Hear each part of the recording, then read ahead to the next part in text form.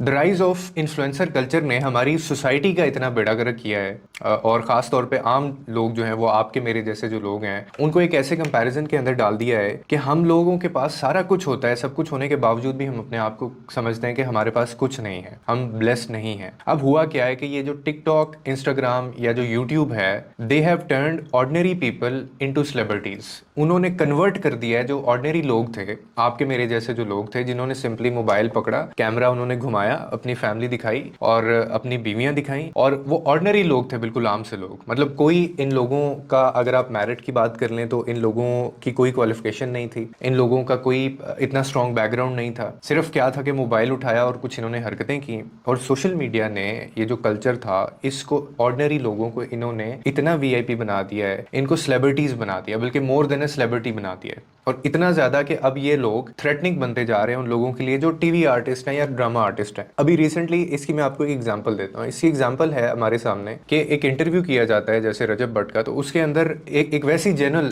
एक क्वेश्चन पूछा जाता है कि जी फहद मुस्तफ़ा जो है, उन्होंने आपके बारे में कुछ कहा है। हालांकि फहद मुस्तफ़ा ने ऐसी कोई स्टेटमेंट भी नहीं दी थी, लेकिन ये कसूर उनका था, जिस बंदी ने भी इंटरव्यू लिया उसको ऐसे बात करनी नहीं चाहिए थी और उसको पूछना नहीं चाहिए था। वो ये पूछती हैं कि जी फहद मुस्तफ़ा आपके बारे में ऐसा कहते हैं, जो कि मैं आपको कह रहा हूँ कि उन्होंने ऐसी बात नहीं की थी, किसी और कॉन्टेक्स्ट में बात की थी। लेकिन उसका जवाब जो है वो इतना ज्यादा एग्जैजरेटेड दिया जाता है इनकी तरफ से, जिसके अंदर वो ये बात करते हैं कि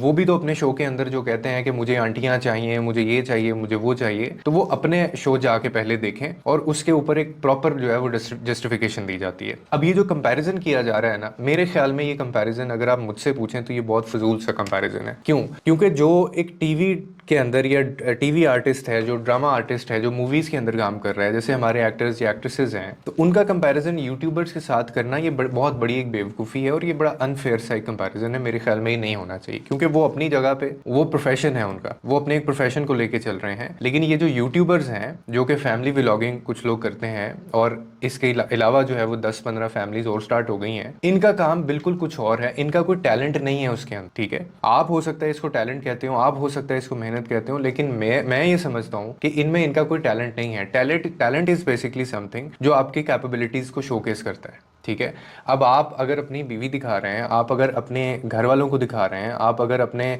वो बेडरूम का जो है वो हनीमून आप दिखा रहे हैं, अगर आप जो है वो वॉशरूम दिखा रहे हैं, तो इसमें आपकी कैपेबिलिटीज किस चीज़ को आप शोकेस कर रहे हैं। तो बेसिकली इसमें कसूर हम सिर्फ सारा इन पे भी नहीं डाल सकते कि यार ये फैमिली व्लॉगर्स या फिर ये जो कंटेंट क्रिएटर्स हैं, जो इन्फ्लुएंसर्स हैं, इन्होंने बेसिकली बेड़ा गर्क करके रखा हुआ है। ये सारा इनका भी कसूर नहीं है, और सारा जो कसूर है वो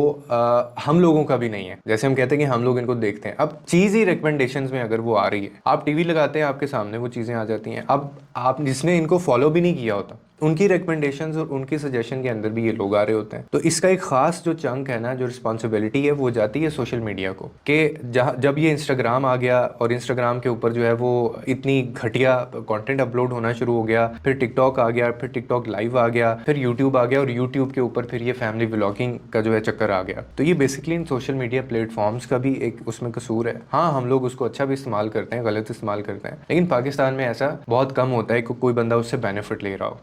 तो ये जो राइज ऑफ इन्फ्लुएंसर का जो कल्चर है ना, इन्होंने, मेरा जो एक सबसे बड़ा गिला है, या मैं समझता हूँ कि इन्होंने ज्यादती की है, वो ये की है कि इन्होंने ऑर्डिनरी लोगों को उठा के, आपके मेरे जैसे लोग जिनकी कोई कैपेबिलिटीज नहीं थी, जिनकी कोई क्वालिफिकेशन भी नहीं थी, उन लोगों को उठा के इन्होंने ये सर पे चढ़ा दिया, और उन्होंने उनको सेलिब्रिटीज बना दिया, बल्कि मोर देन ए सेलिब्रिटी बना दिया उन लोगों को। अब इसके अंदर जो कंपैरिजन है वो किस तरह से आता है? कंपैरिजन इस तरह से आता है कि एक जो इन्फ्लुएंसर है, कोई भी, I am not talking about family vloggers या यूट्यूबर्स स्पेसिफिकली, कोई भी इन्फ्लुएंसर है, वो अपनी जो बेस्ट मोमेंट्स है ना लाइफ की, वो उनको शोकेस करेगा, वो वीडियो के थ्रू दिखाएगा। अगर वो तस्वीर खींचेगा तो वो फिल्टर्ड होगी, एडिटेड होगी, बेस्ट मोमेंट होगा उसका, बेस्ट सीन होगा उसका। या अगर वो वीडियो भी बनाएगा तो उसमें बहुत अच्छा सा वो बैकग्राउंड देके या किसी ऐसी जगह पे वो बनाएगा जहाँ पे वो लोगों को ये दिखा सके कि ये देखें किसे कितना मैं लेविश किस्म का जो है वो लाइफ में एक्सपीरियंस या ले रहा हूँ या मैं गुजार रहा हूँ। अब इसका साइकोलॉजिकल कंपैरिजन क्या होता है? साइकोलॉजिकल कंपैरिजन ये होता है कि दिस इज नेचुरल, ये नेचुरल है, ह्यूमन नेचर है ये, आपकी मेरी, मैं भी कई दफ़ा हो जाता हूँ। मैं सबसे बड़ी वजह इनको ना देखने की पता क्या है, कि मैं डिस्टर्ब हो जाता हूँ इन चीज़ों की वजह से, कि यार मैं अपनी लाइफ में भी इतना कुछ कर रहा हूँ, लेकिन मैं I am not getting that much, मैं इतना इकट्ठा नहीं कर पा रहा हूँ, या मैं इतनी वैलिडेशन नहीं ले पा रहा हूँ, या मुझे इतनी इंजॉयमेंट नहीं मिल रही है, तो इसीलिए मैं इन लोगों को नहीं देखता। और मुझे पता है कि ये फेक होता है, ठीक है, ये आपका बेड़ा गर्क कर देता है बिल्कुल दिमाग का। आप कंपैरिजन करते हैं अपना इनके साथ, और कहीं ना कहीं आपको समझ ही नहीं आता, आपको इस चीज़ का बिल्कुल इसकी समझ नहीं है कि अनकॉन्शियसली ये चीज़ें हमारे जहन में फिर बैठ जाती हैं। जैसे आप इमेजिन कि एक फिटनेस जो है वो इन्फ्लुएंसर है, वो क्या करेगा, वो जिम में जाएगा, वो वेस्ट पहनेगा बड़ी उस तरह की, और वो आपको अपनी बॉडी दिखाएगा और वो एक्सरसाइज करते हुए आपको दिखाएगा, और वो आप जब वो चीज़ें सारी देख रहे हैं तो आप उसको अपने साथ कंपेयर करते हैं, ठीक है। अब उसका काम है, वो फिटनेस इन्फ्लुएंसर है, उसका काम ही ये है, लेकिन आपके पता नहीं 10 और काम होंगे। तो आप जब ये चीज़ें रिलेट करते हैं ना, उनसे कंपेयर करते हैं कि यार मैं लाइफ में क्या कर रहा हूँ, मेरी ऐसी बॉडी नहीं है, हालांकि आपका प्रोफेशन नहीं है या आपने और भी बहुत सारे काम करने हैं, और मतलब एक परफेक्ट बॉडी होना जो है वो दुनिया में, मतलब ये एक not one of the achievement जिसको आप कहेंगे नहीं ये होगी तो